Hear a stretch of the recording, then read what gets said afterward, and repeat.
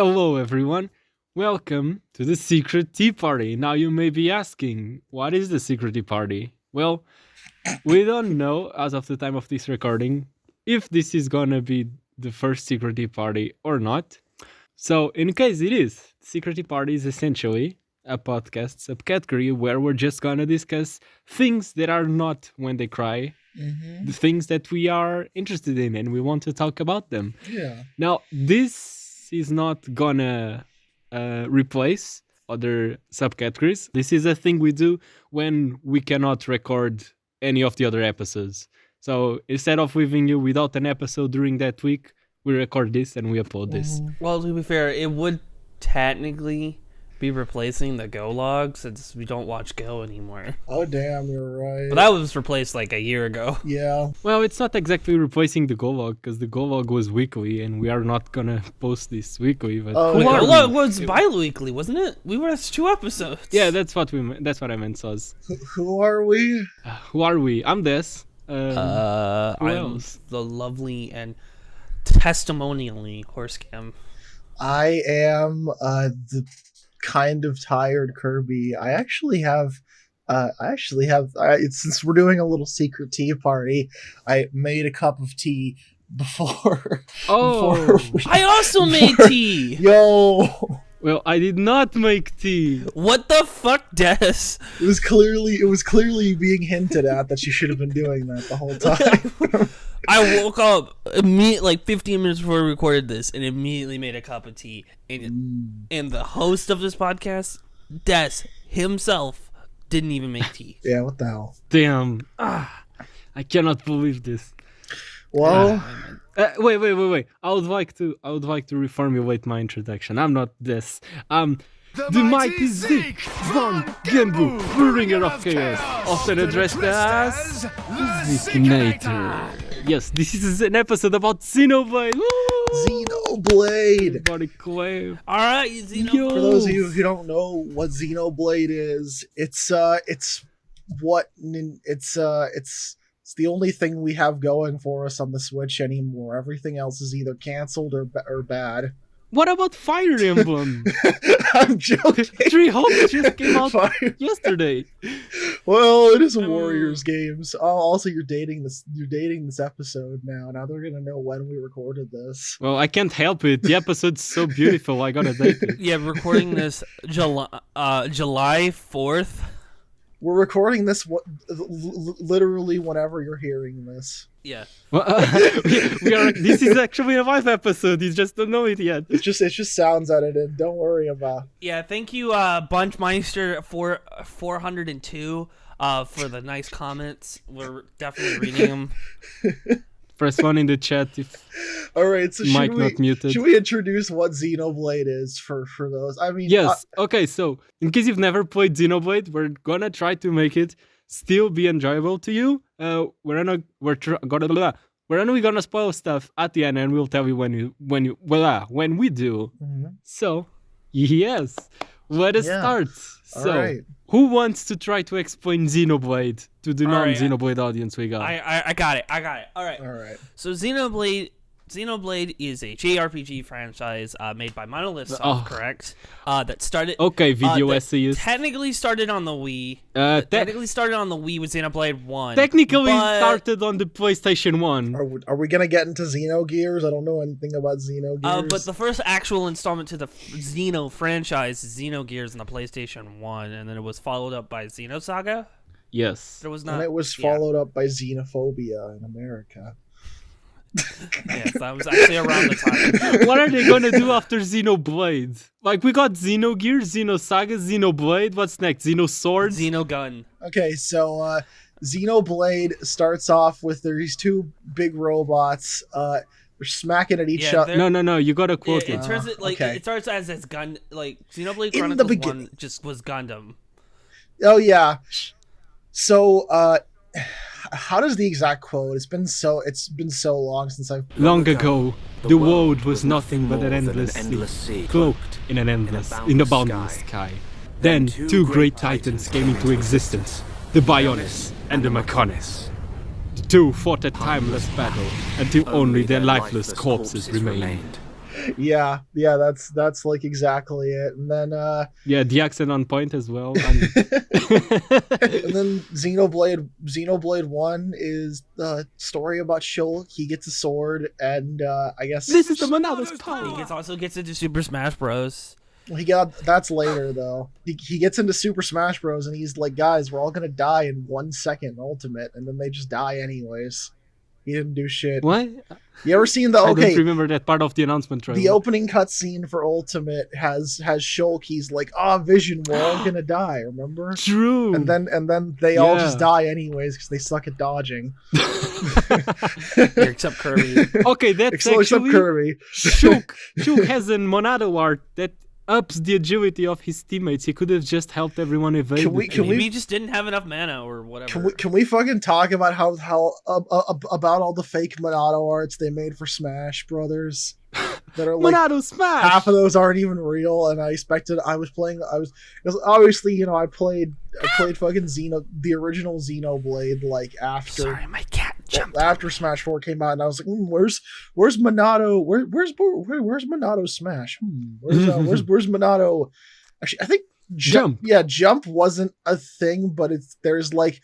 Wasn't there like a scene where Shulk like runs around at 100 miles an hour when like he? That's because Monado speed is a thing in Xenoblade 1, and it just ups your agility. I can't remember which ones are actually like real. I'm pretty sure it's only Monado speed. Yeah. And Monado shield. Yeah, like Monado shield. The purple, like the colors they use in Smash are real, but the actual abilities are nothing like. Yeah, that's funny to think about because like usually Sakura's like I have to really how am I gonna fit this character's moveset perfectly into this like game, and for like Smash 4 he was just like I made it up. It's a fabrication. No, but I think it works really well. Like how it does work well. Oh wait, no, Monado Enchant would work. It was just increase like his attack. Yeah, but like Horse Games probably played Xenoblade the most recently. You think so? Yeah. How many hours do you have? Damn. How many hours do I have in the original Xenoblade? Probably like 130 ish. Yeah, I think I'm around that. It's like that's probably like how long you need to beat the game. I think Xenoblade 2. I would have to. Oh yeah, I've never played. There is one Xenoblade game. Actually, 2 Xenoblade games I've never played. No, I was actually thinking is it the Golden County or Country? The Golden Country. The Golden County. Sounds like some place in California. The Golden County. Whoa, yo, we know where the Turn and Titan is. Yeah, we're a bunch of rich white people. It's in California. Okay, so Xenoblade 1. Just to sum it up, there's a guy. He has a sword, and he's like, I don't want to do anything. And then the best character in the game shows up, and he's like, Shulk. What if I poked your girlfriend? Then he pokes her, and she falls over, and takes 100,000 damage and dies.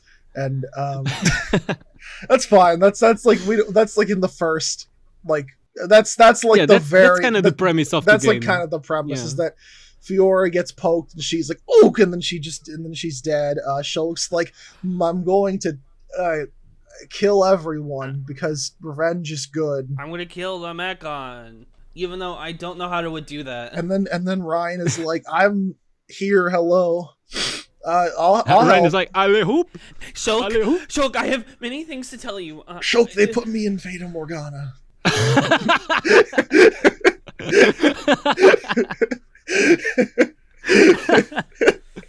One fucking guy in Fata. Sorry, Des and I were talking about this the other day, about how there's this character in a visual have we talked about Fata Morgana on this channel before? I genuinely can't. I think we've brought it up. People would probably. I feel like people who know what this channel is. Maybe in the April Fool's episode. Maybe, yeah. There's this character in that visual novel who looks just like the fucking meathead character from Xenoblade 1.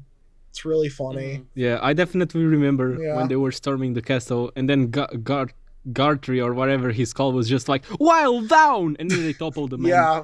And then they smashed yeah, topple! And they were like, get out! Okay, who? Side slash! I guess who did you use as your main party for like Xenoblade 1? Just curious. Shulk. Yeah. Because I really like the Monado. I also like the Monado. I think who I ended up using was like, I guess, I don't want to say too much just because like I guess some party members are spoilers, but Oh, in case you don't know, the spoiler party member, the community just calls them 7 because it's the 7th party member. okay, so yeah, so And that way you don't spoil anyone. so I would use like probably I think like Shulk 7 and Dunban, and then I would switch to actually Riki was really fun too from what I remember. yeah. Riki's silly. I like Ryan. Yeah, I'm one of those people who lose the beginning party mostly. that's And fair. maybe change one person out every now and then. I try to use everyone. Okay, usually when I'm playing an RPG, maybe I'm just a weirdo. When I play something like Xenoblade or like Persona with like a bunch of optional casts that you can that you have like access to, I try and rotate out everyone throughout the game at some point just to like see what their deal is and like, okay, I can use this because sometimes like sometimes it's like, oh, I shouldn't use Shulk, this is bad, I should like switch to someone else, you know, which I guess in hindsight could have been bad if I hadn't been leveling anyone else, but it wasn't an issue because I just leveled everyone at the same time. And it also helps that every party member gets their little spotlight throughout the story. So you're playing this chapter and now you're using this character because they're relevant. But then next chapter, it's another character. So you swap them in and stuff. I think it's well distributed.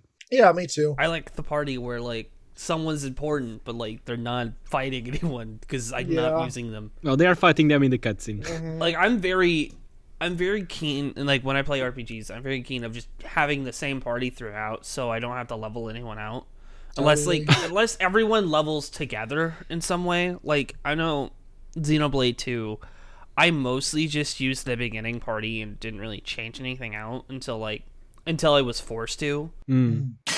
This is the part where Kirby randomly disconnected, and we were just waiting for them to return.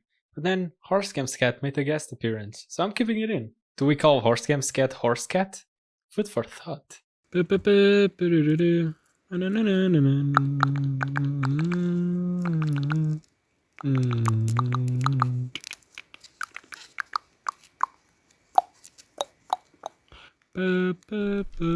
what the hell? Oh, what did... I said you can have it, but I mean knock it over. Every party member ranked. Sorry, Charla fans. She's number 7. Charo is so bad. I don't think I've heard a single person say they enjoy playing as Charo. Yo, they're back. Yeah, I'm back.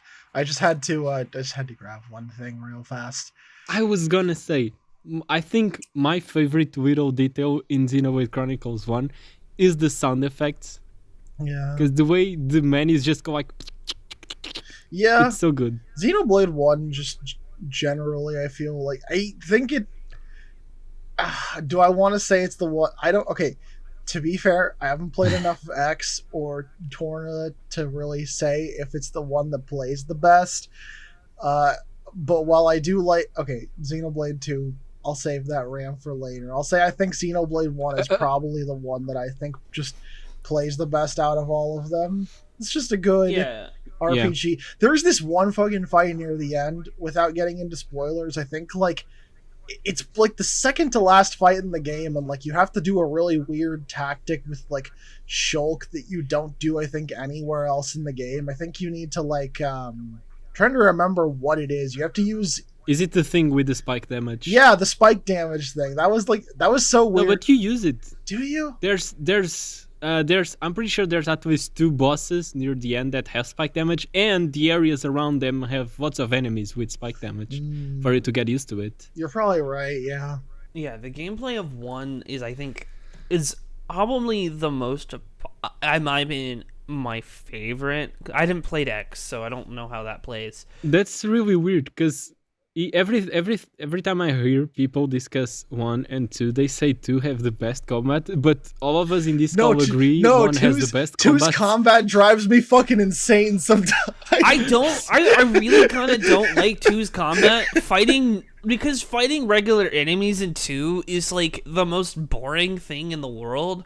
Where like 1, Because one is kind of like MMO real-time combat, where like you have an auto attack and like you hit things off a hotbar, but not exactly like MMO because you don't have you have cooldowns, but they're not global cooldowns.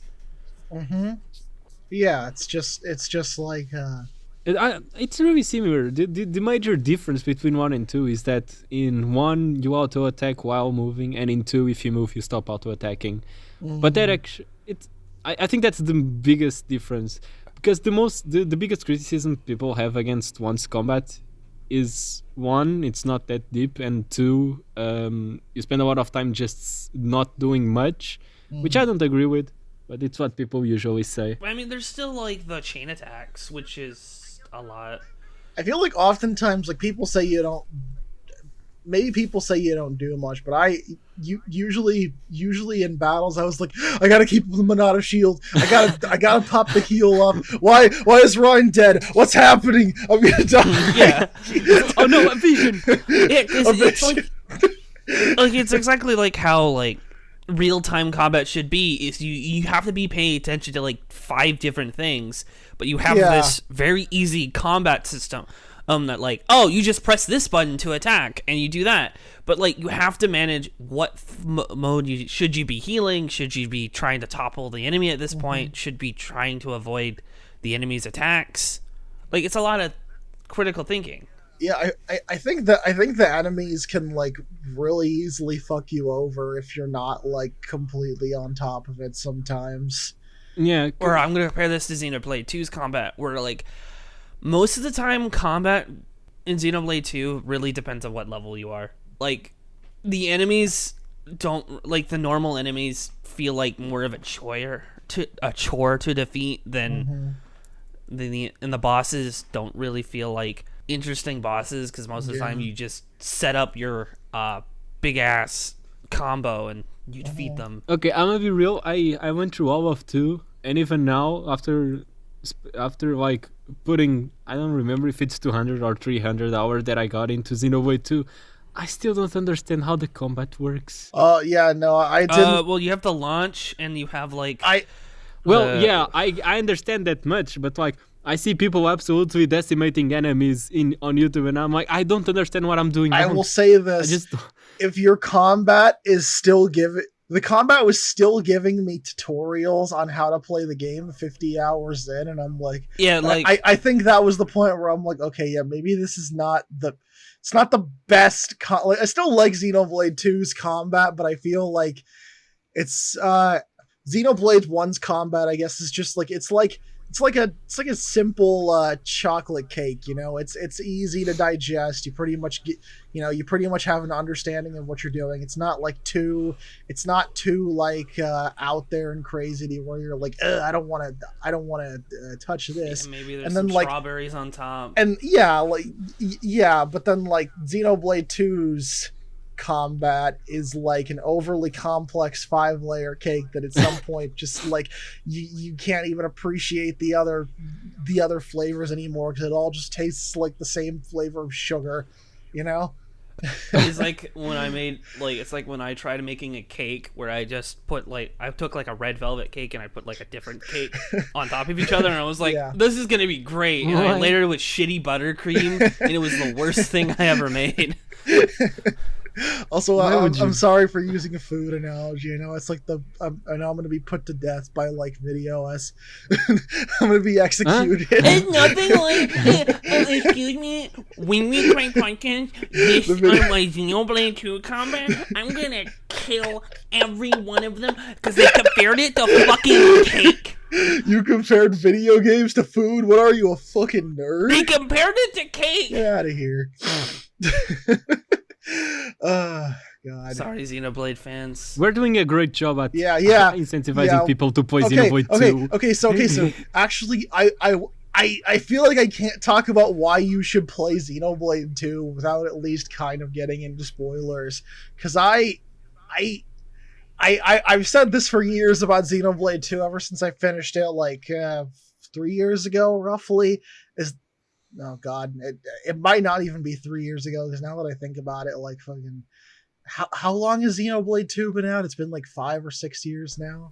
Is it? It doesn't feel like it's been out that No, long, it but it has doesn't. been out that long. That's scary. But Xenoblade 2 is like, I love it, but I also hate it. I feel like you have to like, you gotta have an appreciation for like cheesy bullshit sometimes to appreciate what Xenoblade 2 does. And to be fair, what Xenoblade 2 does succeed in, without getting into too much spoilers, I think the heavier moments really do hit home. Like there's this one moment near the end where I can't say too much, but like there's this one moment near the end where, like, how do I word this? Like you get to this location that kind of just like hits you like a ton of bricks, and it's like the best part of the game, but it's only like 10 hours long, and the rest of the game is like 500 fucking hours.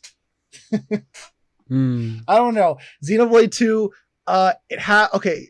highlights the one of the voice actors for the main villain, or his only other like.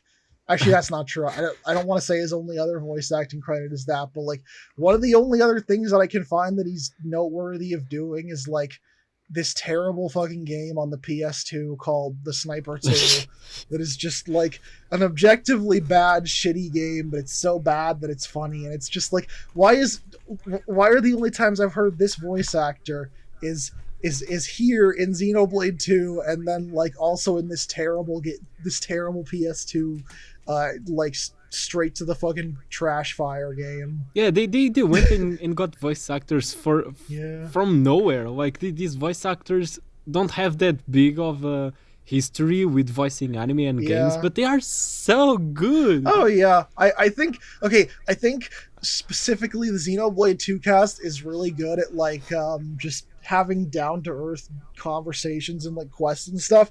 Sometimes I'll specifically say when Rex starts screaming, I was like, okay.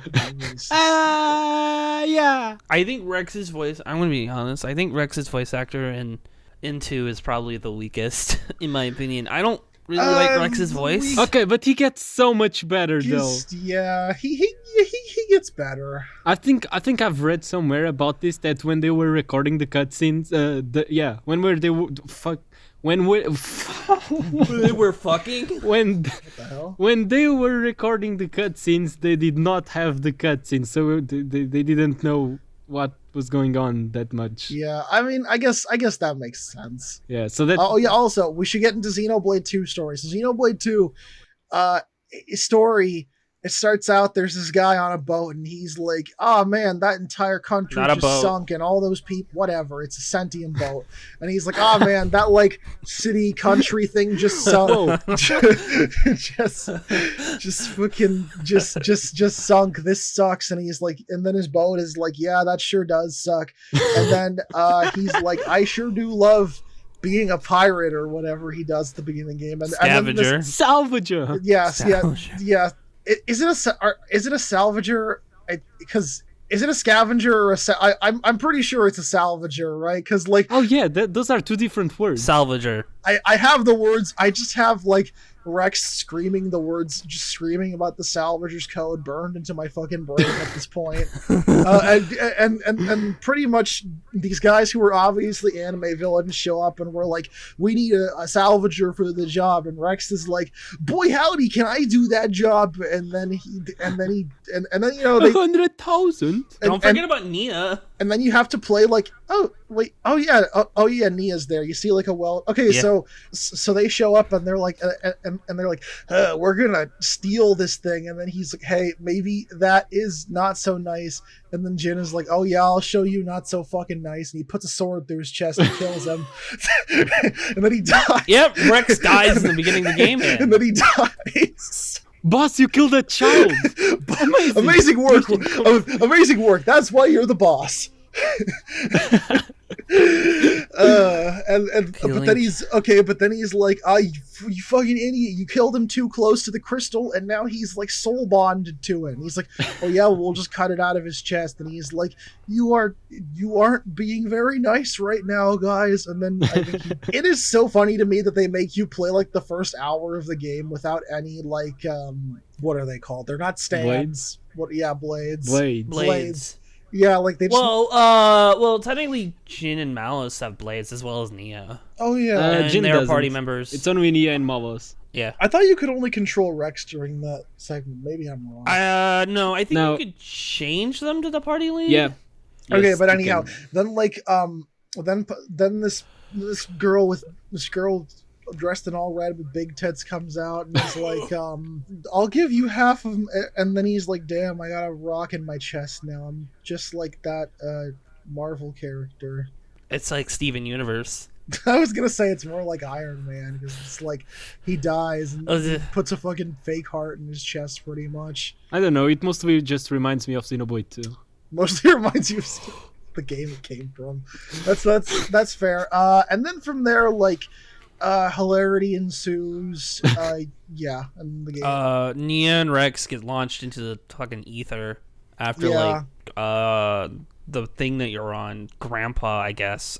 I know he has a real name, but like I honestly can't remember. Azurda. He just called him Gramps for most of the game, right? Gramps. Yeah, Gramps. Like Gramps. he fucking attacks the ship and then they get launched into fucking a goat. They get launched. They don't get smashed though. They get launched into to Catboy Village. Yeah, they go True. like, all right, so then So in case you're not in the know, so Xenoblade 1's story takes place in two big ass fucking titans where people just live. yeah. And Xenoblade 2 is a lot of other titans on a rather smaller scale, but But also these titans are like kind of like weird anthro creatures. Yeah, Some of them. and I think that leads to like my least favorite part about 2 is the world building is much weaker than 1's. you think so? I think inherently having them in like segments that are pretty much entirely separate from each other versus like having them just be part of one big, fucking Bionis is it definitely makes them feel a little less connected, but I will argue that I really like the setting of Xenoblade Chronicles 2. I think it's fun. I like the idea, but like I honestly don't know how the world works. Like they say like Yeah. oh, they all rotate around. They rotate around like a center, like the world tree. But like, how do they know what months there are? Like where? How would you, if you were navigating the Cloud Sea? How the hell would you know where? Like I wanted to go to like whatever the fuck Mordain. Morardain. Like I wanted to go there. How would I get there without like? How would I get Yeah, I there? guess that's true. Like for a lot of the places, you kind of just get like either like you accidentally show up there, or like you get taken there by someone who already knows how to go there. Okay, here's the thing. I'm pretty sure all of this information is in the game. It's just that it's in a side quest that most people don't do, so they never learn about it. But I'm pretty sure it's explained in the game because I think I've heard someone talk about this. Yeah, it's probably like there if you like want to watch it. Likely they do like the One Piece thing where they have like the compass that leads them to it, Yeah, or like I guess it's pretty much is just One Piece. Rex has to go to the Grand Line and find the One Piece. it's the Grand Line. It's the name It's the of name. the treasure and the Grand Line. Des, real in quick the off topic, have you clouds. ever heard the American version of the One Piece opening? It's so funny. No. Why is it funny? Okay, because like the Japanese version is like this really nice like song about like adventure, and it's just wholesome and fun, and it's like Yeah, I know. and the American version starts off, I swear it's a rap. First of all, it's like because it's America in 2004 and it's 4 kids. Actually, it might not have been 2004. I don't know, but it's like yeah yo, dreaming, Oh, don't give it no. up, Luffy. It's just really fucking bad. But I guess yeah. So that's pretty much the plot of Xenoblade 2. It's like One Piece but with stands, and You didn't even explain the plot of Xenoblade well, I don't 2. want to get too much into it. I don't want to say too much. You know. Yeah, most of Xenoblade 2 is like they're just launched into random things and then like Well, there's more villains. Okay, that's not true. That's not true. Xenoblade 2, the plot is that like Pyra wants to go to the World Tree to meet up with this wait, no, I can't remember why they want to go. Is it to me? Architect. Oh my god, we didn't even talk about Xenoblade Chronicles X. Okay, so Xenoblade Chronicles X, right? Is that it's didn't play it. is that well, I played enough of it to. Well, I've played all of it. It's pretty much one of my favorite games of all time. So we can have this conversation. Okay, so I'll try and describe it from. I will admit is the one I've played the least. I've played like 5 hours of it or so not enough to finish it by any stretch of the word. Yeah, I don't know why, but it seems to be such a hard game to get into. I myself dropped it when I started playing it. Okay, to be fair, to be entirely fair, when I started playing it, it was very buggy at launch, and I had a game-breaking glitch happen where I couldn't get up an elevator. I had to like walk across the whole map to get that, because Nintendo is just stupid. They set it so that like I'm not exactly sure what happened, but this is just what I think happened. They said it's that like it was still loading in, like you know how like in some games or in most games actually, like when you get too far away, it'll like show you a small like kind of low res model of something far away. And, like as you get closer, it'll slowly load it in. It never loaded the high res one, so the elevator just didn't work for me. And I was like, I'm not playing the game anymore. So that's why. Because there's a free update on the eShop. Well, you can't get it anymore. I know that. Well, okay, you can't get anything anymore because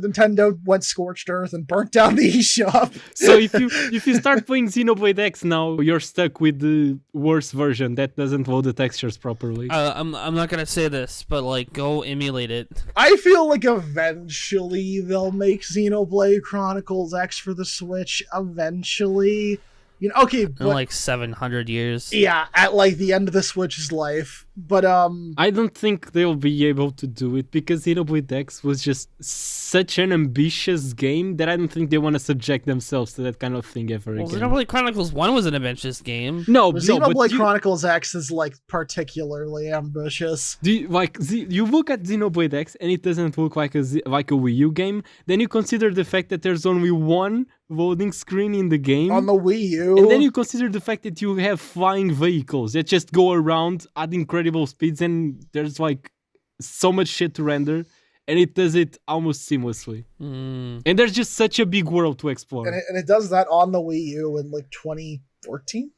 15. Okay, but Xenoblade Chronicles X's plot is that like there was a space war and the aliens fucking attacked, and then you crash on whatever planet it is. Mira. Yeah. And this girl who will never be in any Smash Brothers game because no one cares shows up. The plot is just Earth got destroyed. We fled in a big ship called the White Whale. Yeah. Then the aliens who were fighting near Earth and ended up destroying Earth, well, guess what? They're fighting again, except now they're near the ship that we used to flee Earth. Yeah. And now they hit our ship and we are falling into this planet. And now we're stuck in this planet and we gotta survive. And then and the first thing we're gonna do is call our city the worst fucking city in America, Los Angeles. We're gonna make Los Angeles again. Okay, no, that was because the ship was launched from Los Angeles. I know why. It's just funny. But Xenoblade X's appeal, the appeal is not the story. No, it's a very different. Well, I think I know what Xenoblade Chronicles X is. I know what the ending twist kind of is, sort of. I think so. I think that's a nice twist, but I think the real appeal of Xenoblade X is just the exploration. I should play more of it. I just really like it because not only do you have, first of all, it's a really big world. Second of all, it looks amazing. And third, it's not boring to explore. There's always something interesting to see. And also, nothing says just go out and explore as much as two things that they just put in from the get-go. You don't even need to play any portion of the game to get access to this, which is absolutely fucking crazy movement speed and also jump height and no fall damage. Yeah, you can just explore without worrying about that. You know, Xenoblade X is pretty damn ambitious for like. I'll give it that, probably just because I can't imagine we're gonna talk about it for too long, just because two of us haven't played it.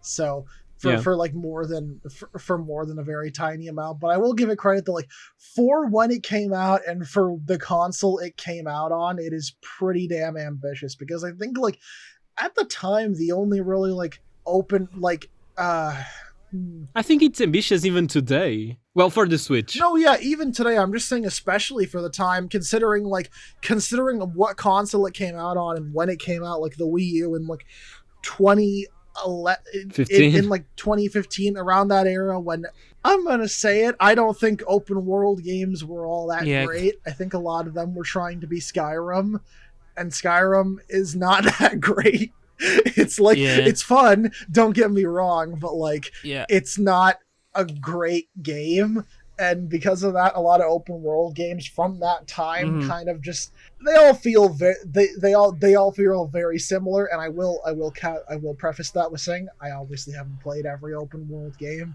I have played very few. I'm gonna say even a hotter take. I don't like open world games that much in general. Like, I think they could be good, but like I just Yeah, me neither. don't really like them. I think if a game has I think if a game has something fun it can do with an open world, I'll play it. But like there are a lot of games that are just like, wow, it is open world, and wow, you can craft, and it's like, oh, okay.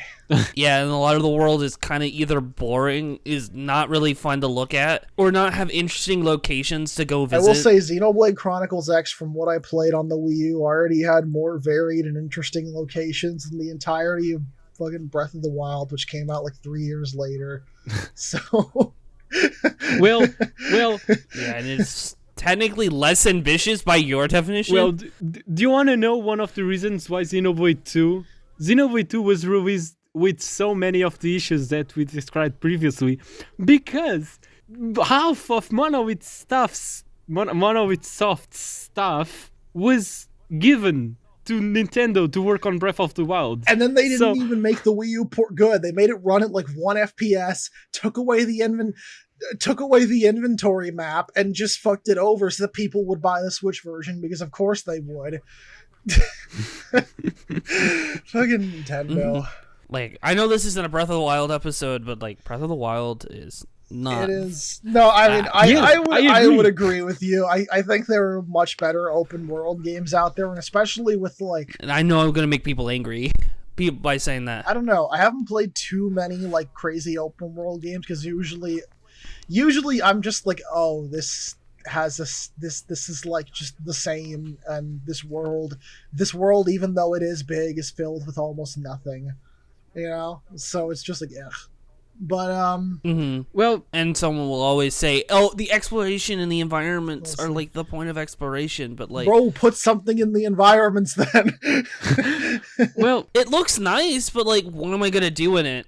To fight enemies? I think they did do some things well in Breath of the Wild, like the little Koroks that you would find, and just exploring all of these places that you could remember from previous games.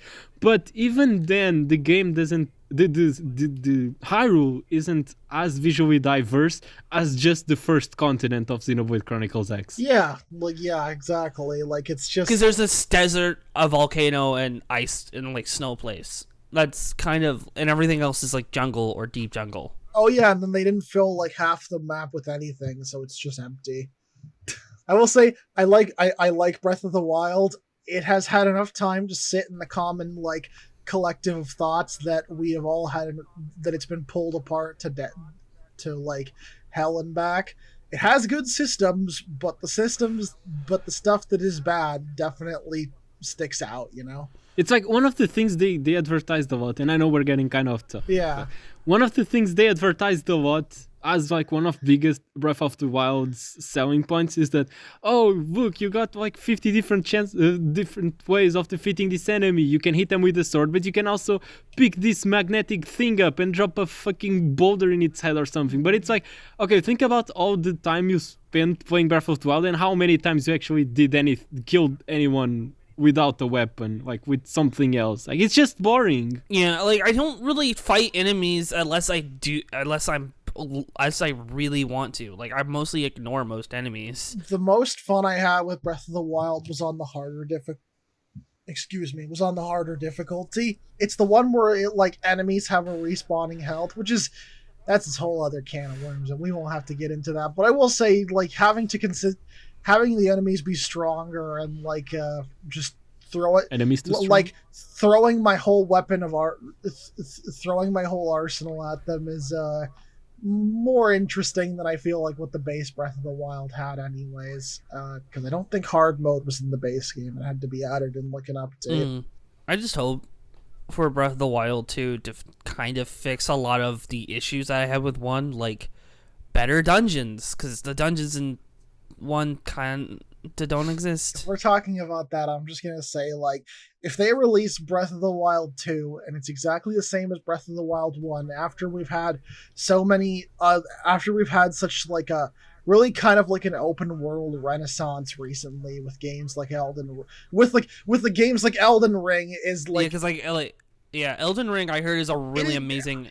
Elden Ring. Okay, we are getting so off topic, Des. You can cut this out if you want to, but Elden Ring just has that something that I always wanted in Breath of the Wild, which is just I'm just walking and there's a dungeon. I can go into it. But Breath of the Wild, it's here's the shitty dungeons that all look the same with the worst fucking puzzles you've ever seen.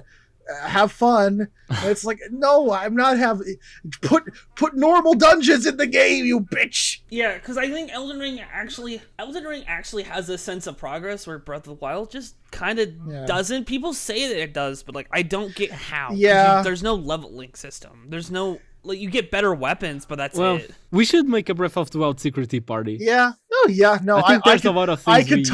We could rant about Breath of the Wild for forever. I'm pretty sure. Where we just rant about Breath of the Wild for 3 hours. Specifically that game. We need to do it with Mushroom because I know she likes it. Oh, I didn't even know that. That's good. I mean, yeah, and yeah, I know she's civil about arguing with people. I will say it is a little sad. Back to Xenoblade Chronicles X, that I think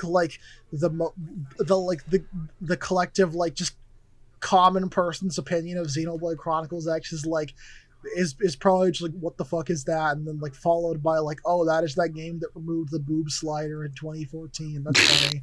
Remember that? That was the only time people even talked about Xenoblade Chronicles X. It was just on a. It's not its fault. It's not Xenoblade Chronicles X's fault that it was on a stupid dying console. Sad. Did you know that X was supposed to be Chronicles 2 until they decided they wanted to make a separate game, actually? Probably because they would have alienated all the fans and they would have screamed. I wonder if it's just one of those things where they just had a different idea with what they wanted to do. I have no idea how the game development for Xenoblade Chronicles X went, but it could have been one of those Des, you know about Resident Evil and Devil May Cry, right? No. Okay, so Devil May Cry was originally going to be Resident Evil 4. Which sounds ridiculous if you think about it that way. Yeah. But it is actually true. But because they had a different idea for it. Yeah, they ended up just making a completely different series just based on the concepts they had for that game, which I have no idea what's happened, and I admit I haven't looked into it, so I could be entirely wrong here. And yeah, because the original the Resident Evil series director, forget his name, but he made the first 3 games and he was developing 4, but he wanted 4 to be really different. So he was well, let's make it a little more action game that had more gothic forms. You'll see Resident, if you look at Resident Evil 4's development, you'll see Resident Evil 3.5 castle version, which is the people don't stop talking about, but I can't remember the exact reasons why it switched over to Devil May Cry. That whole development changed, so the franchise director left to go do Devil May Cry, and then I think someone else took over for Resident Evil 4. I was wondering if that's what could have happened for Xenoblade Chronicles X, where it was initially going to be Xenoblade 2, but then it just strayed so far from what they were thinking of doing with Xenoblade 2. They said, actually, we'll make it its own thing, maybe. I don't know. I would have to look into interviews and stuff to but that's just like Yeah. a thought, of what could have maybe happened there. That was exactly the reason why the Xeno series even was born. Like, Yeah, Xenogears was supposed to be Final Fantasy VII. Oh yeah, you're right. Xenogears was supposed. Yeah, we haven't even gotten into that. Dude, so imagine if Xenogears had the popularity Final Fantasy VII has now. Yeah, like everything was supposed to be Final Fantasy VII.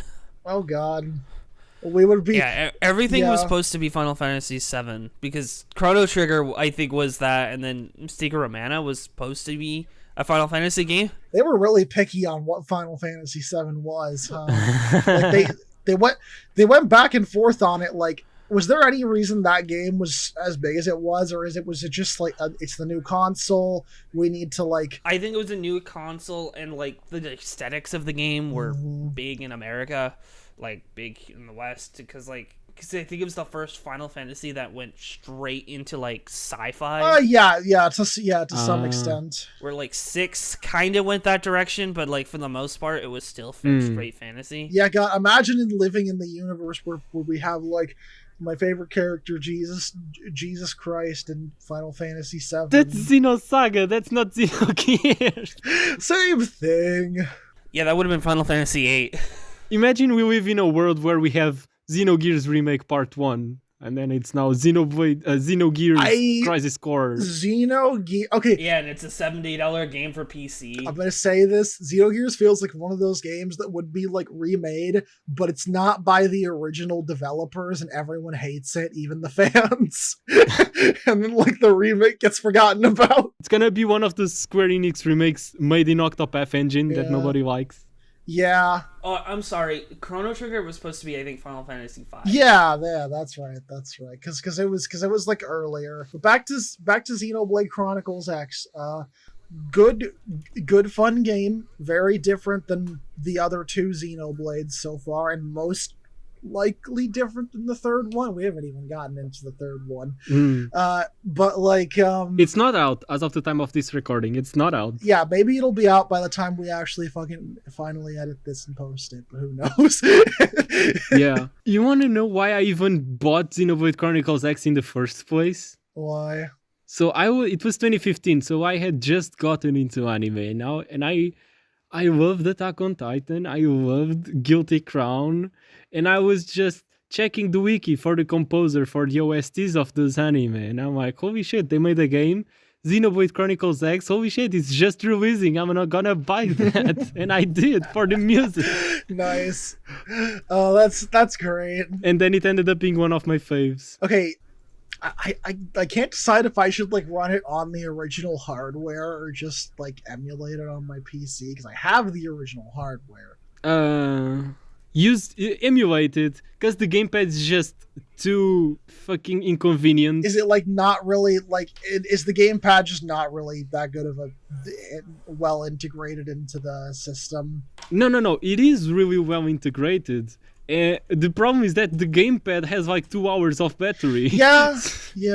Should we move on to talking about 3, even though it's not released yet? I feel like there's more we can say with 1 and 2 besides just like, because we only really did like a cursory glance over 1 and 2. How about we like start with an actual like I guess a little bit just like spoilers, but like what were your guys' like favorite moments from Xenoblade Chronicles 1? I have a few. Okay, so full spoilers from now on. We hope you liked the episode up until now. Yeah, it's been pretty rambly, but if you know us, that's pretty on brand for us. True. I'm gonna pick something. I might be on something a little far-fetched, but I kind of like.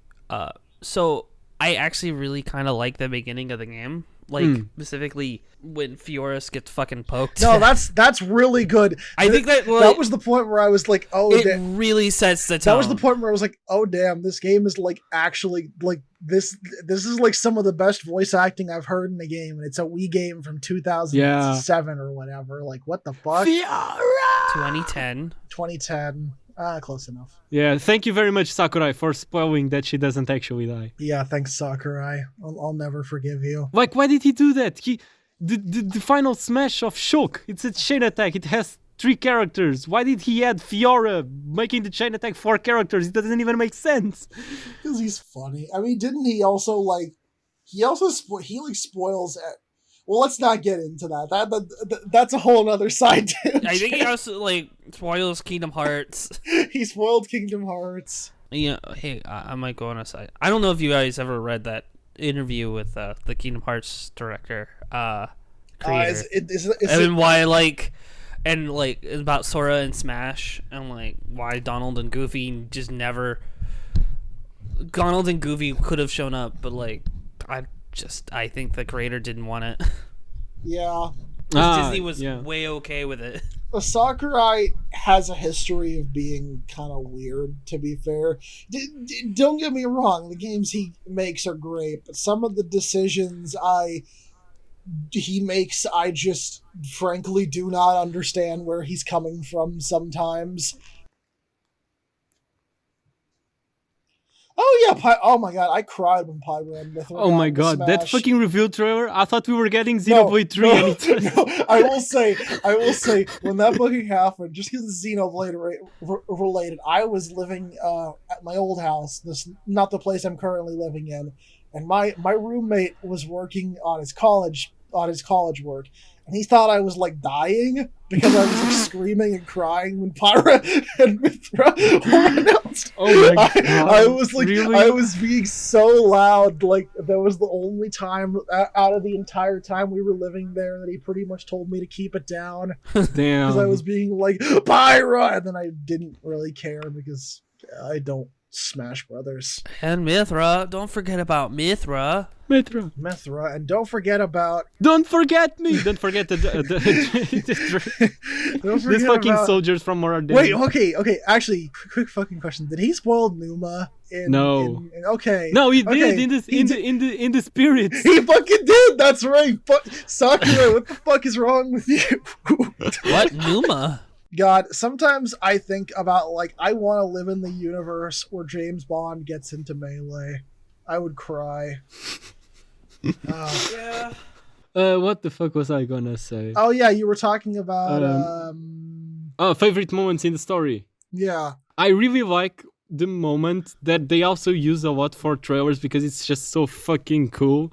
When they're in Prison Island and then Shulk just says, "You pay for what you've done. You pay for all the pain and suffering you've caused the Emperor and Fiora." And then Monado just turns into Monado 2. And just says, "Let the shackles be released." Yeah. So cool. Yeah, I really like Xenoblade Chronicles 1. It has just a very fun story. I have a hard time thinking of like actual moments where I was like, this is kind of mid.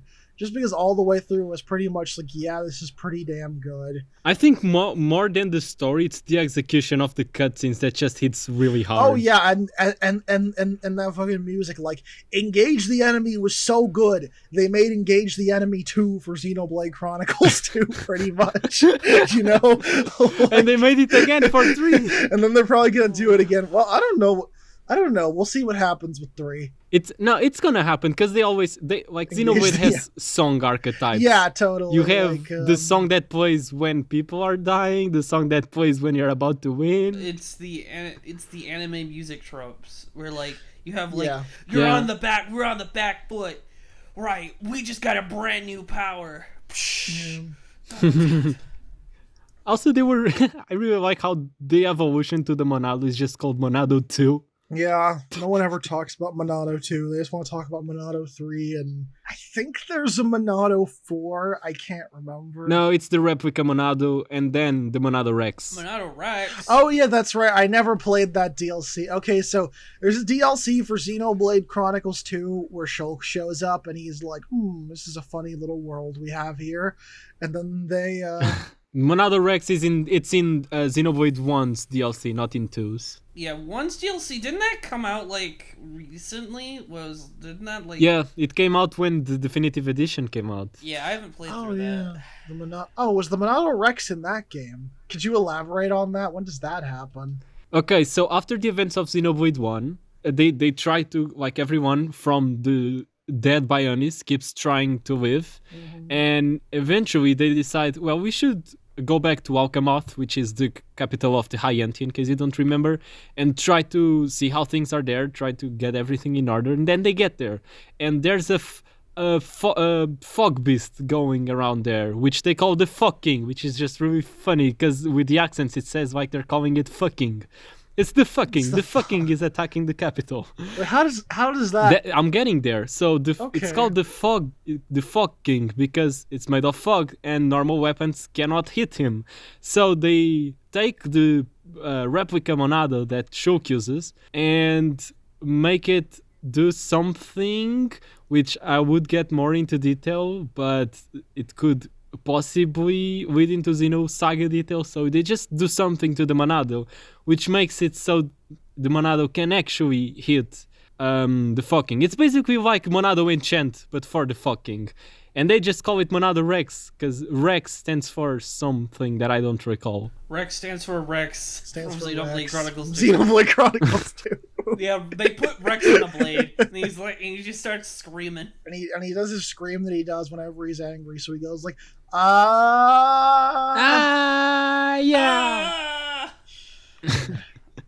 Ah! Okay, so other moments from Xenoblade 1. Xenoblade 1. I mean, hell, like, there's the battle on the sword is really good when you like see, you know, Fiora again, and like I guess at that point, like you see Fiora and it's like so this crazy shit happening, and then you fall down to like Fallen Arm. you fall all the way down to like the fallen arm, and you just like have a good time on the beach.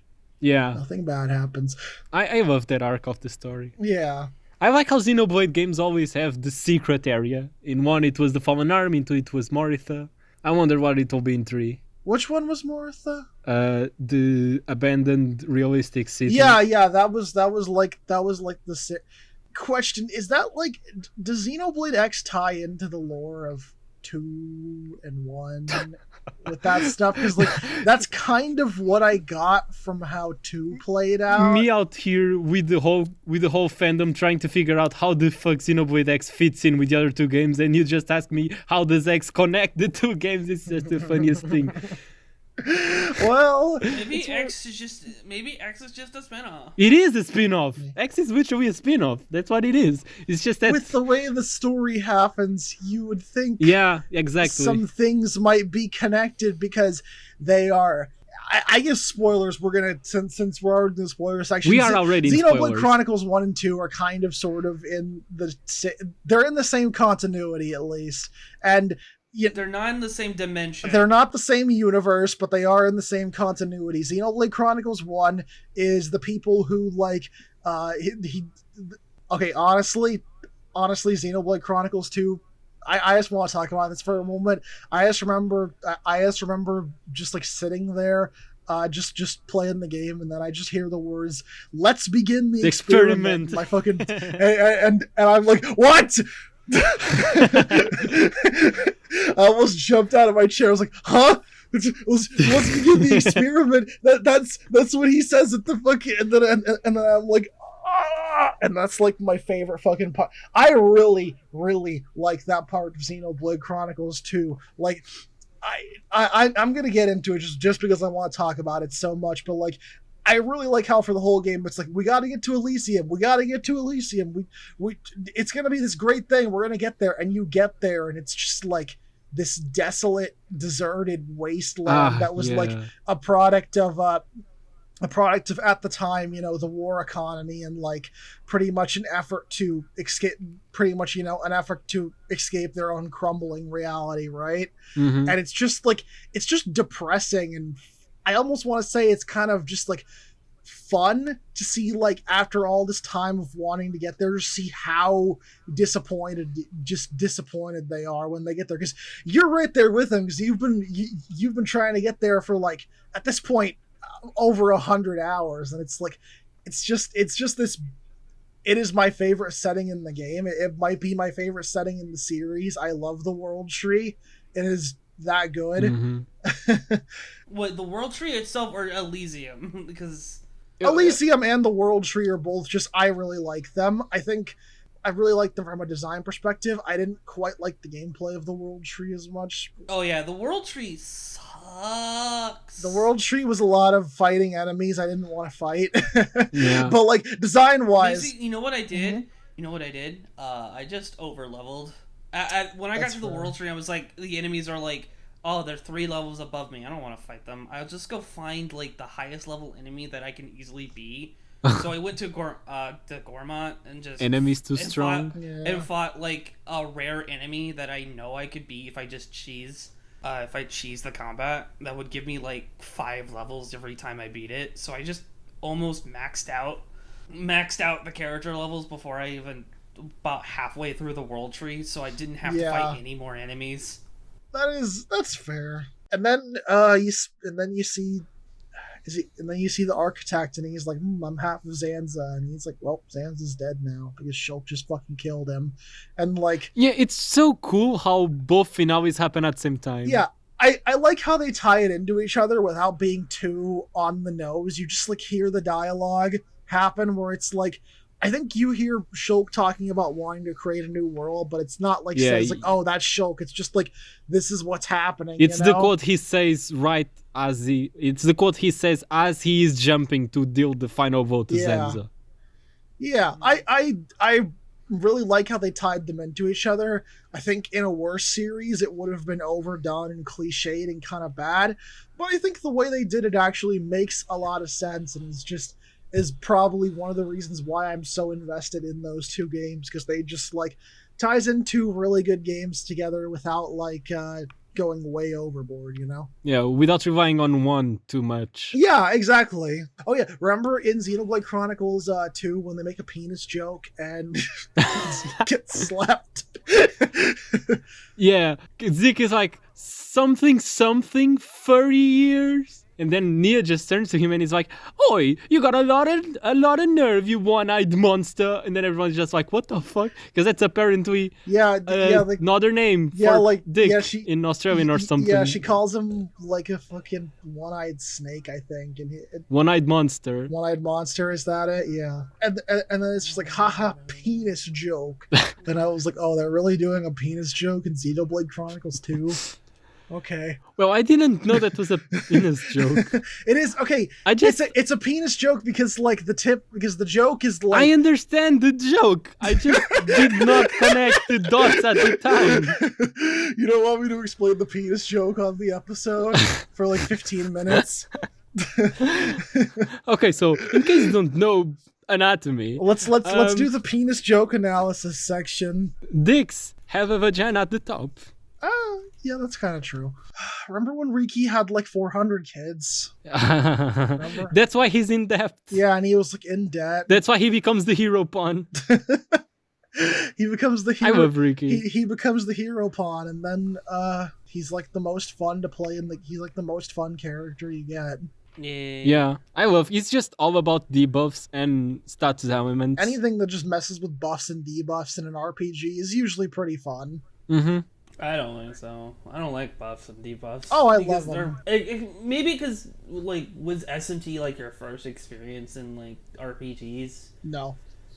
Okay, because like I find because for the most part in a lot of RPGs I play, buffs and debuffs do absolutely nothing. They mean nothing. I like just being able to like stack a bunch of buff spells and just knock someone out really quickly, or like combo a bunch of stuff, because it gives me more freedom to like I don't know.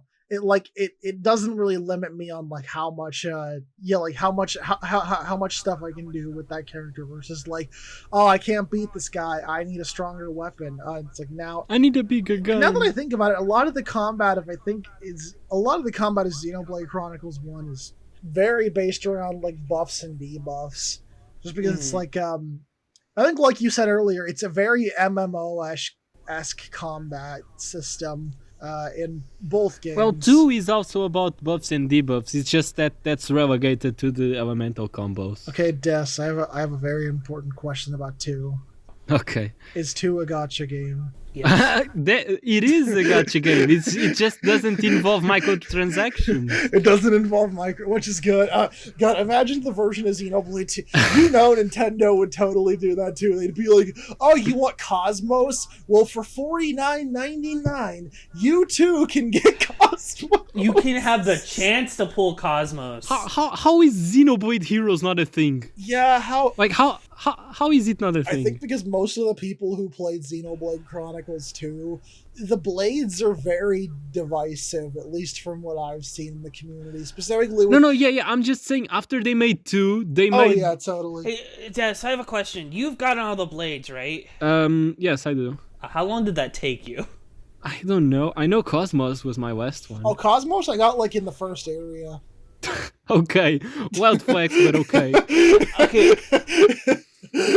No, because, like, the funny thing is that, like, I found out Cosmos was really rare because, like, a bunch of people on Reddit were, like, complaining, and I was like, oh, that's, like, that blade I got in the first area? Oh. Because how the blade system works is you have, like, pity points, and then, like, you have tiers. Yes. Like, you have tiers, and I think depending on, like, what... But Cosmos is not included. Cosmos is just and sheer also luck. tiers are also based on your game seed. Like, Yeah. tiers are not the same game playthrough to playthrough. Yeah. So, like, one time you might get, you might get some blade really easily. Like, you'll have, like, a 10% chance of pulling it with a base crystal. Yeah. I think it's nice that they implement that system so that you're guaranteed to get at least 4 rare I like blades. it because it gives Xenoblade, it gives me more of an incentive to change up how I play if I want to go back to Xenoblade 2 ever again, which, to be honest, I will say I like Xenoblade 2, but I also hate Xenoblade 2. It drives me fucking nuts, but I love it. I mean, it's a game that I probably won't play again anytime soon. Maybe I'll play No, the DLC. it's really long. Like, even I actually was one of the people who, like, pre-ordered the DLC, so, like, you could play it a week early. Still never play it, just because by the time I was done with Xenoblade Chronicles 2, I was pretty damn exhausted on Xenoblade. I don't know, like, you guys say it's long, but, like, I play, like, because I play RPGs a lot. I don't think it's that long. It's like 80 hours, which is a decent average length for an RPG. Maybe on the longer side. Yeah, but maybe they were doing a long play sesh when they finished. Yeah, that's probably true. I was doing the side quests and stuff too. Oh, that would make sense, because that would boost. I do want to say one of the things I really don't like about Xenoblade, even though it's a series that I really like, is that I think they have great concepts for the story and for the world building, but they don't explore it that much. I think the side quests are oftentimes not super good. Like, there was a point where I was like, I'm not doing the side quests anymore in Xenoblade Chronicles 2. I just want to focus on the story, which there are some good side quests, but, like, when you have to sort through, like, you might find, like, one good side quest for every, like, go to the corner of Morardane and pick up a rock and bring it back to me, and then go to the other corner of Morardane and pick up a rock and bring it back to me. But this time, watch out for the level 900 gorilla running around. And also make sure you have level 9 fire mastery and level 3 deep breathing. And oh my god, yeah, that fucking... If you don't have that, go fuck yourself. That drove me insane, Xenoblade Chronicles 2. Yeah, because, like, there's a side quest that I'm like, how do I do this? Because, like, I need to have, like, level 7 fucking, like, fire mastery or, like, something. And, like, how am I supposed to get this when I don't even have any blades that learn it? I think that's the problem with, like, having your side quests locked behind, like, certain levels on blades is, like, there is a very good chance you will just not have anything, and maybe you don't want to pull for that just to get a side quest when you could just do the story and keep going. That's why I never did any of the rare blade quest. I had a very, like, the weakest part of both of the Xenoblade games, are the side quests. They are very hit or miss. I think Definite Edition fixed a lot of the side quest issues, because they treat him as, like, a collectathon in one in the definitive edition Yeah. because there's a whole log. In Xenoblade Chronicles 1, I had a lot of issues with just like how the map was displaying the side quests specifically. Like, I just remember trying to do the quest like, oh yeah, I'll do the Colony 9 side quest, and it's like, I'm gonna pull my fucking hair out if I do this for one more second. I'm not doing this anymore. I think the side quests themselves, they are good side quests. Well, not in 1, because 1 side quests are mostly fetch quests, but at least in 2, they do add a lot to the world building, but they are just so boring to play through. I like the Blade specific side quests. Yeah, there's a side quest in Gormont where you get a blade, and I forget what the fuck is that blade's name. It's Ves. Yeah, Ves. Not Poppy. What'd you guys think of the Nopom with the sex robot who's a weird incel character? What'd you guys think of him? What? You do your thing, Tora. You do your thing.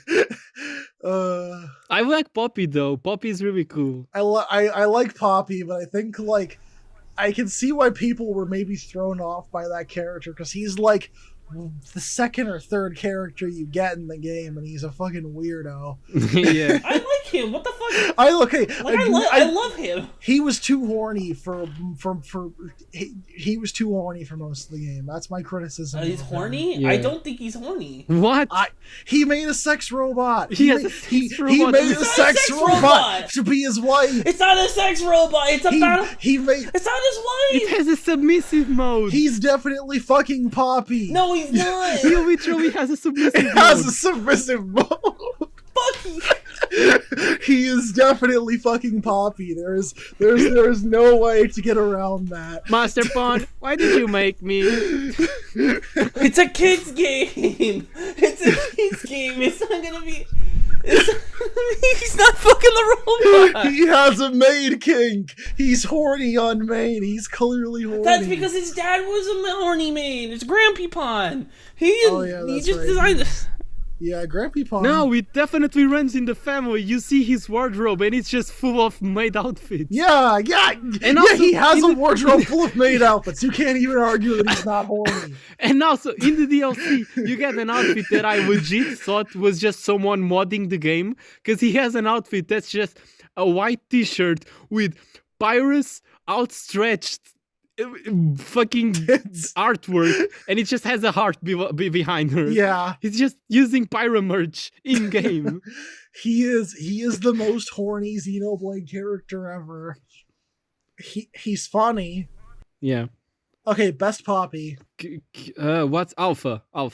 I like all of them, but I'll say Cutie Pie is my favorite. I think Alpha has the most personality, though. I can see that. I don't know. Oh, I never realized it was a fucking pun.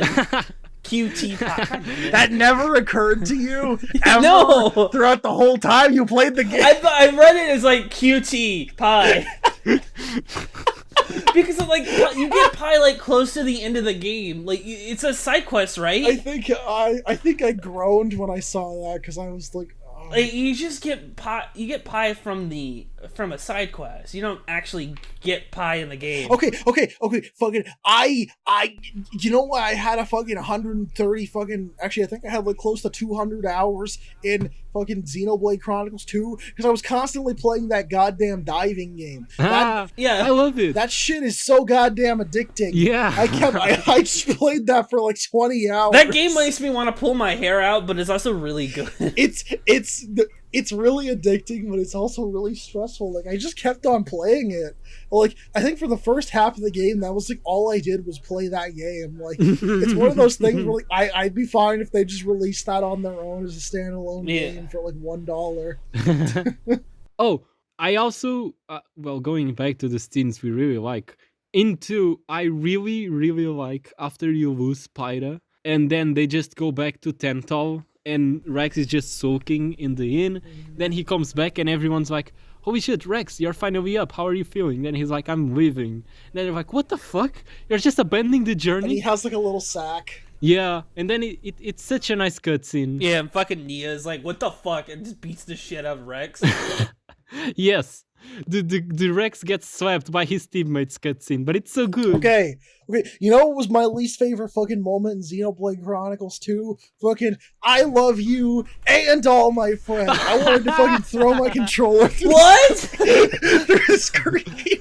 Yeah, that's the same chapter. That's like the beginning and the end of that chapter. I was like, how can you be so fucking stupid, Rex? It's like the emotional music is playing. Nia has finally I'm reached. such a dense bitch. Okay, how could you? What would you do though? What would you do?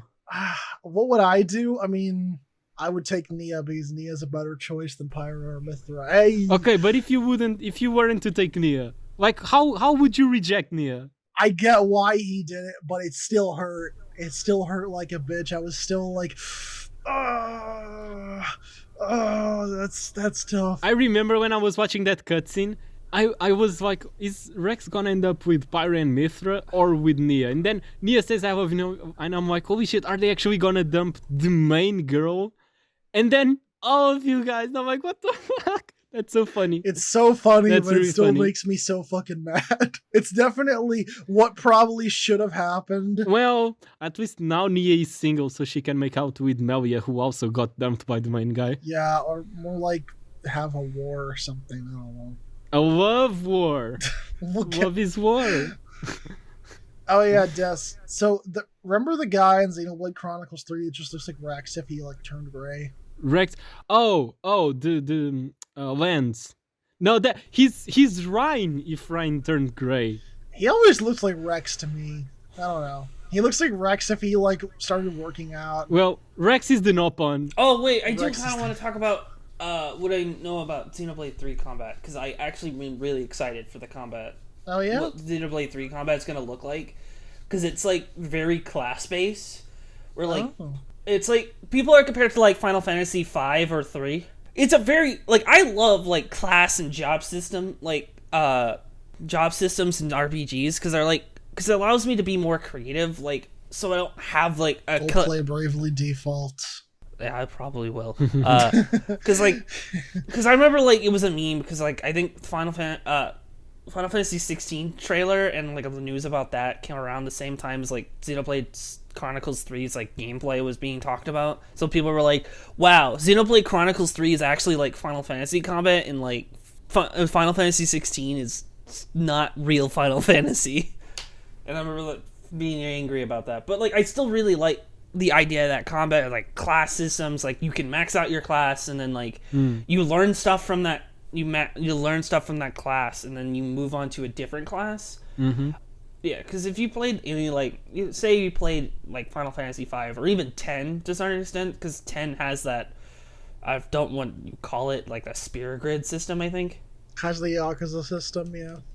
yeah, the spear grid system where like everyone starts on their own thing, but like you can eventually learn like stuff from somebody else's spear grid Yeah. later in the game. And that's like Xenoblade Chronicles 2 kind of had that to some extent, I feel like. yeah, but you're locked into a class anyway because you're not. Yeah, you're locked into... I think the only one you can change is Tora. Well, not really. In 2, you can change classes by changing your blade. I know, but you can't change. Could everyone change their blade, or was it just... No, you Yes. can't change Pyras. Like you can't change out Pyra or their main blade. You can't. Have... Oh, but you have 2 other slots. Yeah. I know, but like it's more effective if you just have all healers than have a wild card. Maybe except for Morag. Morag, you. But you can do that. I- What are you talking about? You can do that.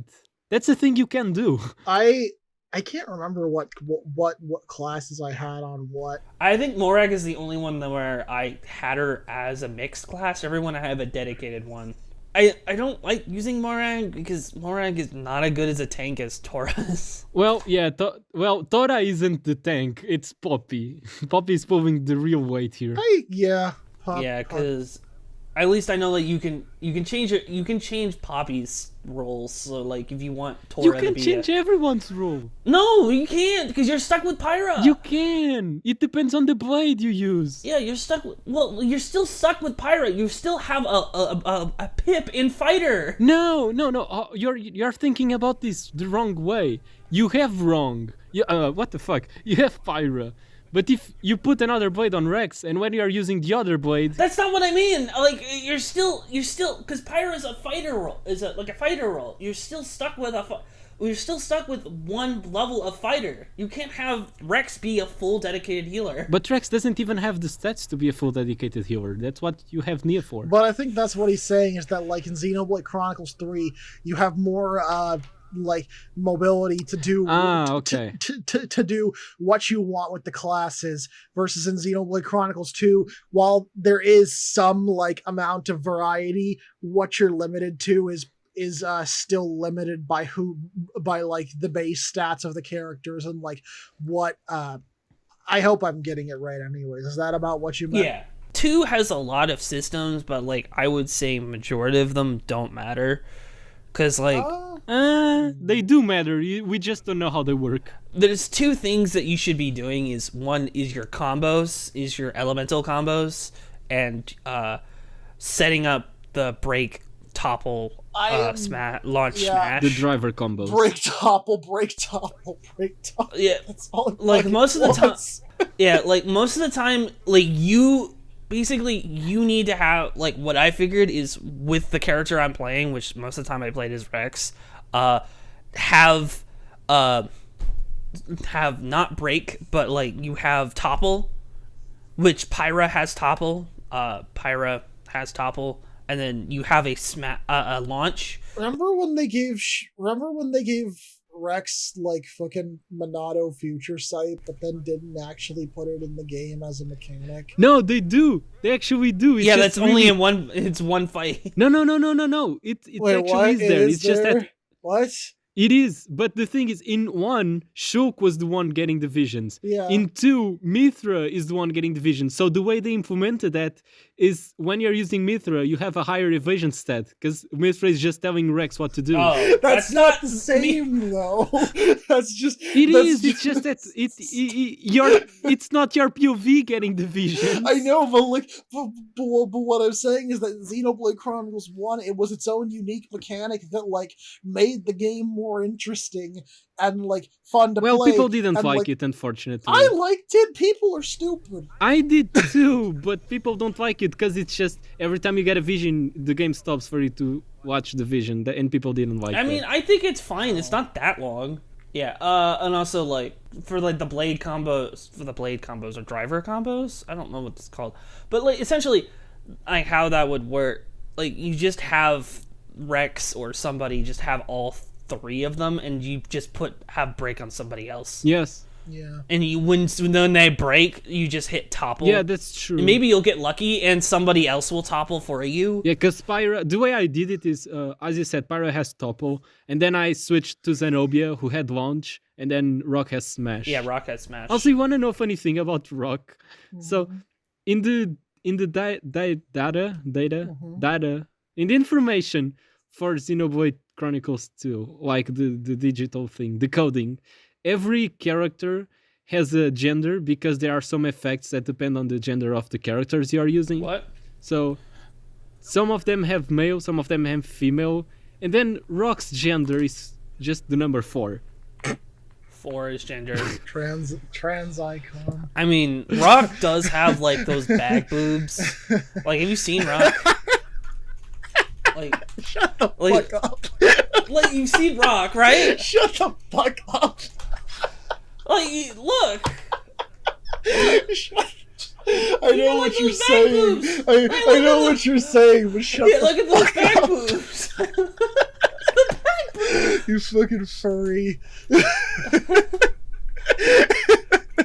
Des, remember that time for like a few days where we thought Van Damme was gonna come back because there was a guy that looked exactly like him, except his skin color is like a slightly different. Is like, I think, just literally like MS Paint inverted.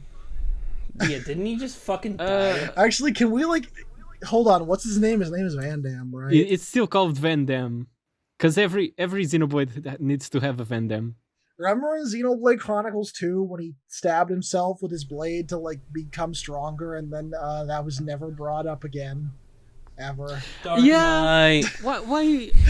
There's a lot of things in Xenoblade 2 like that. The thing is, there's a canonical explanation why that works and why it was never brought up again. But it's like, why can't you make these pieces of information appear in the main story. Yeah, Why don't you bring this up in the main story? What is I wrong think with you? Xenoblade Chronicles 2 has a lot of problems. Yeah. It is by no means a perfect game. It's a good game, but like, It's a good game, but oh my god. hopefully 3 will be a lot better. What do you think's gonna happen at the end of Xenoblade 3? Fucking Shulk will be like, yeah. Okay, so they're gonna show the monolith or whatever it's called. Zohar, Conduit. Yeah, they're gonna show the conduit, and then Jesus is gonna come out of it. And he's gonna be like, "It was me the whole time, Jesus. I was the real conduit. Was your faith in Christ?" And then it'll show Shulk and Rex praying. Hold on. So this is gonna be spoilers for Spider-Man. Fucking Far From Home. I think no, not Far From Home. The other one, the third one. It's like No Way Home. They have really No Way titles. Home. Yeah, No Way Home. Where like it's the final third of the game. They're like, we don't know what to do, and then fucking a portal opens and fucking Shulk runs up and goes, what's that iconic Shulk line? I'm really feeling it. No, wait, I thought that was Ryan. This is the Monado's power. Yeah, He says that in Smash. and then fucking, and then Rex comes in and fucking. Final smashes the evil guy. Rex is gonna come in, but he's gonna be completely redesigned, and he's gonna be going through an emo phase. Yeah, Rex. This is after the end. Like after he saves the world, he goes like, "There is no happiness left in me." He's gonna have his hair over one eye. He literally has 3 girls who want his cock. How is he not happy? Damn, all you need to be happy is 3 girls. Yeah, and all 3 of them are his blade. If he's fine with being with Pyra and Mithra, I mean, why can't Nia get in there too? That's true. Yeah, technically they can't exist at the same time. What's one more, you know? Well, he only has 2 hands. I I mean, he could have a third one.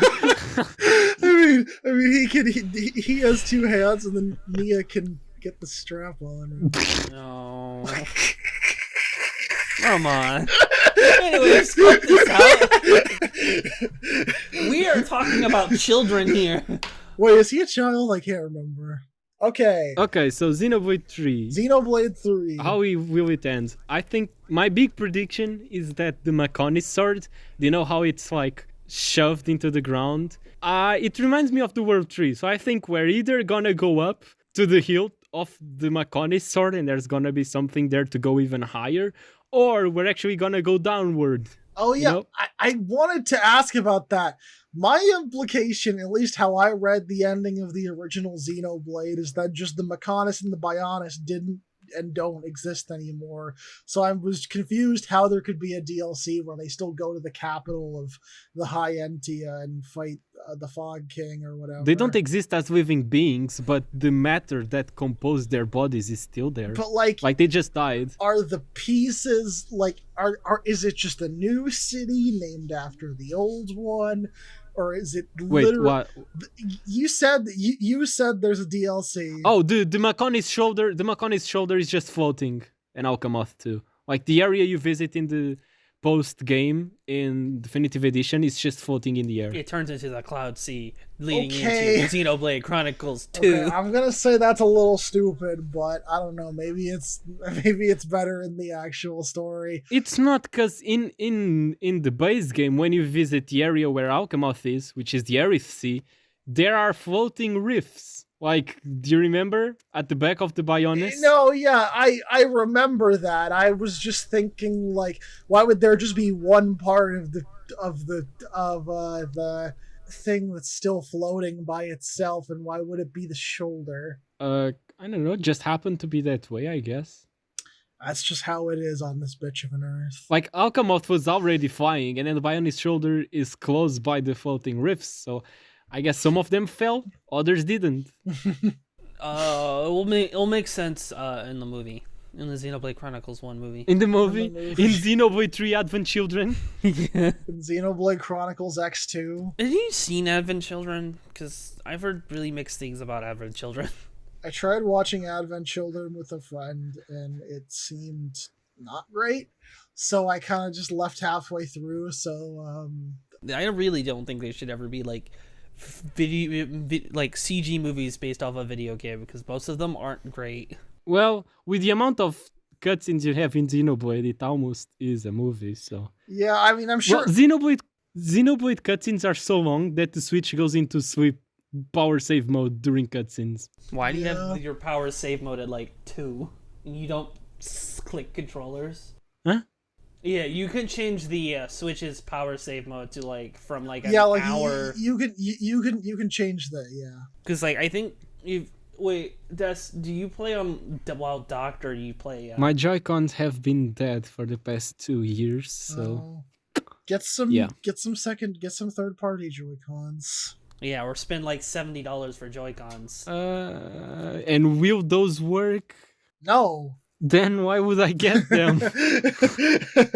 Exactly. I don't know. Literally unplayable. Oftentimes, like, I would rather just not play in TV mode at all on the Switch because I'm like, I could just be gaming on my PC and having a better experience, or gaming on any other console and having a better experience. But there's games on there that you can't play. I mean, How are you gonna play Rune Factory 5? emulation. Also, okay, can we just really quickly talk about the release date was pushed forward? Has that ever happened? to any game? Not that I can think of. Do you know the whole conspiracy that's going around as to why that happened? Breath of the Wild got delayed. Well, that too, but also Splatoon got delayed, and also it's the end of the fiscal year, and they Yeah. don't have enough games to push their revenue to the point where they want it to be. So they forced Monolith to release the game early. Yeah, That's the conspiracy. Miyamoto came in with the Xenoblade and he said he was going to cut someone's head off. They didn't release the game early. Monado! Death! Yeah, I think I have a hard time saying what I like about Xenoblade Chronicles 1 because Xenoblade Chronicles 1 is overall a pretty good, solid, strong game. Xenoblade Chronicles 2 is like half of it is bad and the other half of it is really good, but the half of it that's good is really good, you know?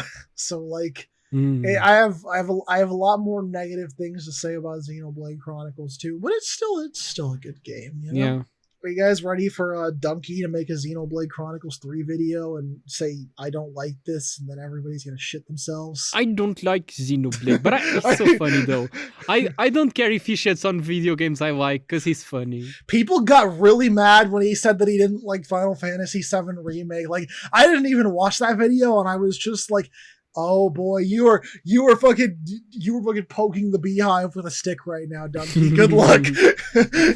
I'm gonna be honest, Final Fantasy VII Remake, it's probably not good either. I haven't played it, but like, it's also to play it on PC. They moved up the price from I think the original version. Yeah, they're trying to make games like $70 now instead of like $60. Yeah. I feel like I feel like moving games to $70 is just gonna get like a lot of people will just stop buying these games the more expensive they No, get. they will still buy the games. I'm not gonna buy any game that's cost $70. Like 60 is like, Yeah. hey, I'm treating myself by buying this game. And like 70 is like, 70 is oh, like that's a fucking full. Like, But that's you. That's not the majority of the no, audience. but I feel like the majority of people would agree here. Like I haven't seen a single person who was like, yes, $70. This is warranted because Okay, the then if Xenoblade 3 was $70, wouldn't you buy it all the same? probably, but like, See? Point proven. it's an RPG. But the problem with it's an RPG. A lot of like Final Fantasy VII Remake, I think it's like 20 to 30 hours. It is nowhere close to like a game that should cost $70. Like I could play like playing, because like a lot of RPGs are good bang for their buck because they're longer games. Like I understand like having the idea of like an hour a game equivalent to like to $1 is not a great it's comparison. silly, but but like you still don't want to pay. Like I remember, while we're on this topic, I bought Kirby Star Allies and I played it, and I was like, "This is a 4-hour game that I paid $60 for." I feel kind of disappointed. Like, and I obviously, charge whatever you need to make that. and a lot of the games that are currently $70 are currently remakes or re-releases. I just feel like it's something they're trying to push for, but I cannot see it being super successful. I mean, if they want to do it, they'll do it no matter what. Like Nintendo could say, Mario Odyssey 2 refinance your house, and people would still do it probably. It's like- But if they start doing this every game, who's gonna be like $70? I feel like most people will be like, $70 for COD, no thanks, or like FIFA or something, which you can enjoy those games if you want to. No. People who play FIFA will buy every FIFA, no matter the Okay, well, cost. people who play FIFA or have been hit in the head with a fucking football and they don't know what's happening anymore. So Football fans are something else. football fan. Also, I like how I called it football instinctively instead of soccer. Yeah. What if we get into the football soccer debate right at the end of our Xenoblade episode? I mean, some things are just really expensive. Like, I know, like, for sporting, people will pay hundreds of dollars to go not even sit at a football game. They'll stand in, like, some shitty seat, like, right behind a screen. No, yeah. They will say games make you violent and then go watch a football game and beat the shit out of the person next to them because they're from the other club. No, like I remember I was at a football game. Well, it's not a football; it's an American football game, and I remember just like everybody was getting really fucking heated, and I was like, guys, it's just sport. And I was just thinking, like, guys, it's just sports ball. You don't need to literally kill each other in the stadium. Yeah, like what the fuck is wrong with sports fans? Like what? Why are you like this? Like some people genuinely get into fist fights. Like there's like people who like there was a whole war in like South America that started because of like sports fans kind of like because they lost sports. And it wasn't even them. Mhm. That's the thing. They get so heated up over things that they're not even in control of. Like, why do they get so prideful over their team when they're not even playing? Yeah. You're just a spectator, mate. Calm down. Because I know Europe, like European sports fans, I think are way worse than American sports fans. Because at least because they're not only because I think they get more into fist fights over like World Cup and like the Euro Cup soccer. Because I hear more about like riots that happen because like Nah, they get heated up over any minor game. Don't worry. You know what? To tie this all back into Xenoblade, put fucking the football game from Final Fantasy X, put that in Xenoblade 3. Make it a thing. yeah, when's Blitzball gonna come to 14? I want to play that. Honestly, I would play that if they brought Blitzball to 14. I feel like they would probably just make it its own game. Just be like, can't imagine the Final Fantasy 14 engine working particularly well with Blitzball. I mean, I don't know because I haven't played 10. I know of 10. I just don't know how Blitzball even works. How about Blitzball in Kingdom Hearts 4? Okay, that could work. Put Shulk in Kingdom Hearts 4. Yeah. Well, now that we're reaching the end, I just want to say, if you are a Xenoblade fan, Please don't get mad at us. yeah, please don't get mad at us for making like only half the episode about Xenoblade. I'm really sorry, but like, we're getting sidetracked. And also, like, if you want more randomling, there might be something coming out. I don't know. Yeah, maybe. Like a couple months. Yes, this security party was about the game. We already have a security party about the visual novel recording. Then we're also gonna record one about an anime. So. Should I say it? Can I say what it is? You can give a hint. Let's see. What's a good hint? Sex. That is not. Ignore that. He does not know what he's fucking talking about. No. That's an amazing hint. That's the hint. Or Zappy. Okay. So what I was gonna say is, if you're a Xenoblade fan, I highly recommend you play Xenogears, even though it is an old game and it definitely has outdated design choices. It still holds up pretty well today, both in story, especially in story, but also in the visuals. It's a really visually pleasing game. Yeah, just go play it on an emulator because I don't think there's a port of it anywhere. No. Play it on an emulator. Hot take. I think it would genuinely be better if they ported it to PC than Switch. I feel like it's the type of game that would just work better. Well, the Switch can run a PS1 game. It's not that it can't run it. It's that I think it would be better on PC than it would on Switch. Yeah, they're probably. Yeah, definitely. Yeah, because Yeah. it would be great because there's a lot of like old like '90s RPGs and on Yeah. Steam already. Like they put Chrono Cross on there and Chrono Trigger. Are we talking about Xenosaga? I thought we were talking about Xenoblade Chronicles X. No, we're talking about Gears. Xenogears. Oh, I thought we were talking about X. Sorry. What?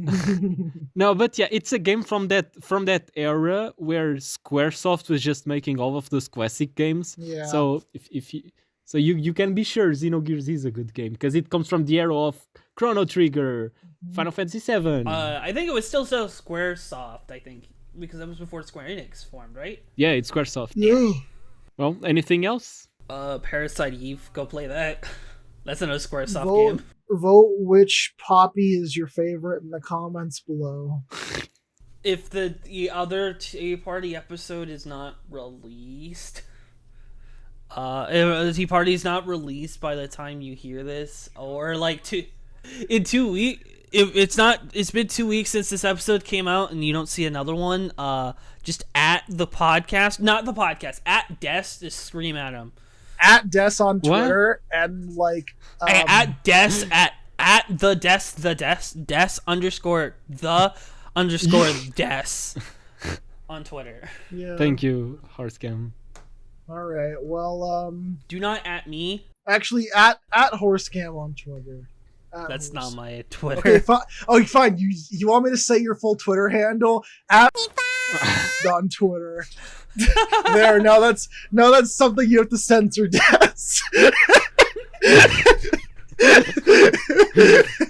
I don't even. What even happens if you go to at Horsecam on Twitter? Let me check. I think I own it, but it's on an alternate account. I think. Oh, at horse. Yeah, there's no one that's taking Horsecam on Twitter. You know, faithful audience, this is where we're gonna leave it up to you. Go take Horsecam on Twitter and write slander. Impersonate Don't do Harscam. Impersonate Horsecam. Anyway, last warning. Anybody else wants to say anything? No, I think we're good. Okay, then. Today we used our powers to record an episode and then close said episode. Monado, end. Monado, end the video. Ah!